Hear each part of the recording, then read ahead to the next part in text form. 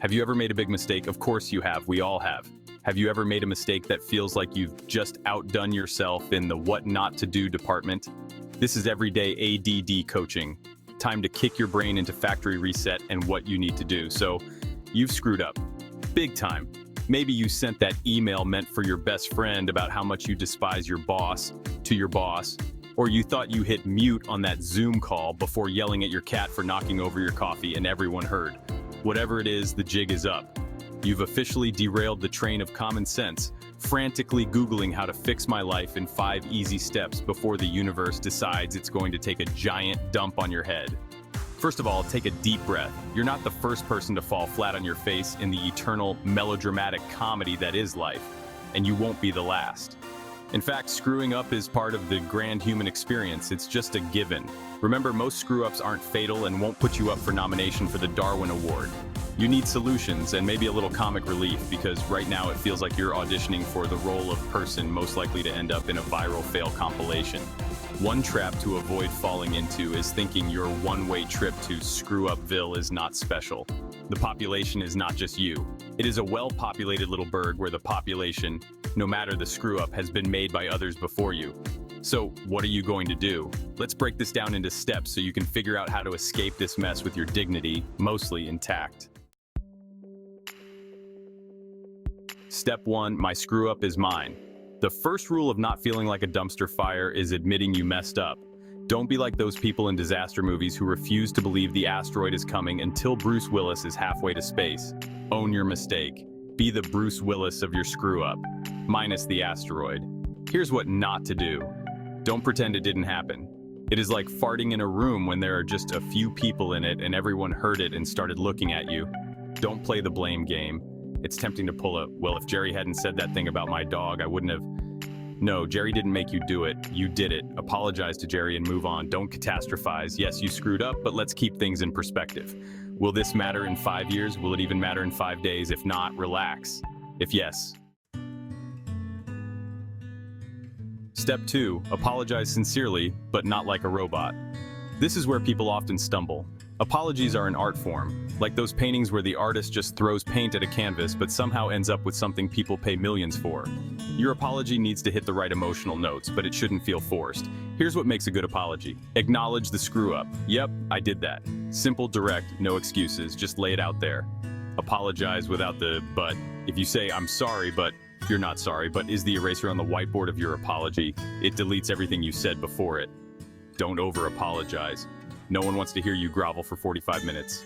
Apologize, mean it, and then stop. Example, hey, I'm really sorry I said your presentation looked like something a toddler finger painted. That was uncalled for, and I realize I hurt your feelings. It won't happen again. Now, if you're dealing with something larger, like crashing a company-wide system or forgetting your significant other's birthday, up the sincerity. Maybe buy flowers or cookies, or in extreme cases, consider adopting a puppy as a peace offering, only if they actually like puppies, though. This isn't one size fits all. Step 3. Fix what you broke, if possible. Okay, you've admitted defeat and apologized, but now it's time for some actual damage control. This is the adult version of breaking your mom's favorite vase and frantically trying to glue it back together before she notices. Except now, you're probably fixing something worse than a vase. Maybe it's a friendship, your job, or even a physical object. Here's where you start. Assess the damage. Figure out what exactly went wrong and how deep the damage goes. Is this a minor scratch or a full-blown meltdown? Scale your response accordingly. Take immediate action. If your screw-up is the kind that can be fixed, like, say, deleting important files, try to fix it as soon as possible. And yes, Googling how to recover deleted files at 2 a.m. is a perfectly reasonable response. Involve the right people. If this is a team situation, let them know ASAP. You're not doing anyone any favors by hiding the problem.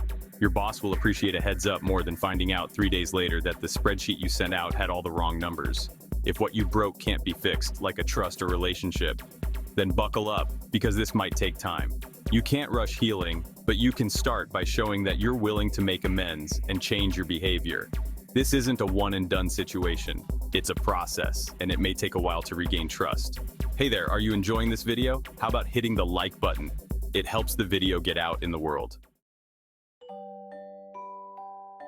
Step 4, Laugh at yourself, because really, what else can you do? Humor is the best medicine, and also the best way to distract people from your blunder. If you can laugh at yourself, you immediately disarm everyone else. Suddenly, they're not thinking, wow, what an idiot, but wow, what a self-aware idiot. Here's how to deploy humor effectively. Don't make excuses, make jokes. If you spilled coffee on the company laptop, a well-timed guess it needed some extra Java can lighten the mood. Just don't rely on humor as your only fix. Laughing won't unscrew up the situation. Poke fun at yourself, not others. This is important. You're the punchline here, not someone else. Don't deflect with jokes about your boss's bad hair day. This is your time to shine awkwardly. Know your audience. If you're dealing with someone super serious, maybe skip the jokes. Some people aren't in the mood for comedy, especially if your mistake cost them a lot of time, money, or emotional energy. In those cases, smile awkwardly and save the joke for your friends. Step 5. Learn from your mistake. You knew this was coming. Ah yes, the growth part of this adventure.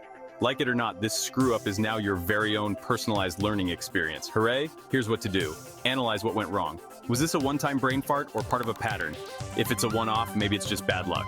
But if you keep repeating the same types of mistakes, it's time to dig deeper. Maybe you're overcommitting. Or maybe you need to write things down more, or maybe stop trying to multitask while binge-watching Netflix. Figure out what you can change. This is the part where you get all self-improvement guru. Make a list of what you can do differently next time. Do you need to ask for help earlier? Get more sleep? Maybe you need 8 hours of sleep, not 4. Stop drinking 3 cups of coffee before sending important emails. Forgive yourself. Seriously, it's time. Yes, you screwed up. But as the great philosophers say, to err is human, to binge eat ice cream afterward is divine. Okay, maybe I made that up, but you get the idea. Everyone messes up. What matters is how you move forward. Step 6, move on. You've apologized, you've fixed what you could, you've learned your lesson. Now it's time to move on. Easier said than done, right? We all have a tendency to replay our screw-ups like they're the latest Netflix series. But remember, everyone else is probably more concerned with their own lives than with your blunder. Here's how to move on. Stop obsessing. If you find yourself spiraling into an endless loop of self-blame, cut it out. Take a walk, call a friend, do something that makes you feel good. Get out of your head. Let others move on too.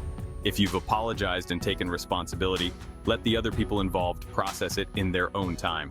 Don't keep bringing it up to check in every 5 minutes. Give them space. Know when to laugh about it. Eventually, most screw-ups become funny.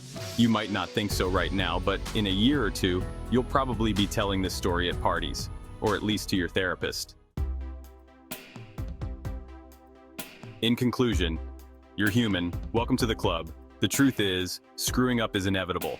It's part of being human, like spilling food on your shirt right before a big meeting or texting someone the wrong emoji at the worst possible time.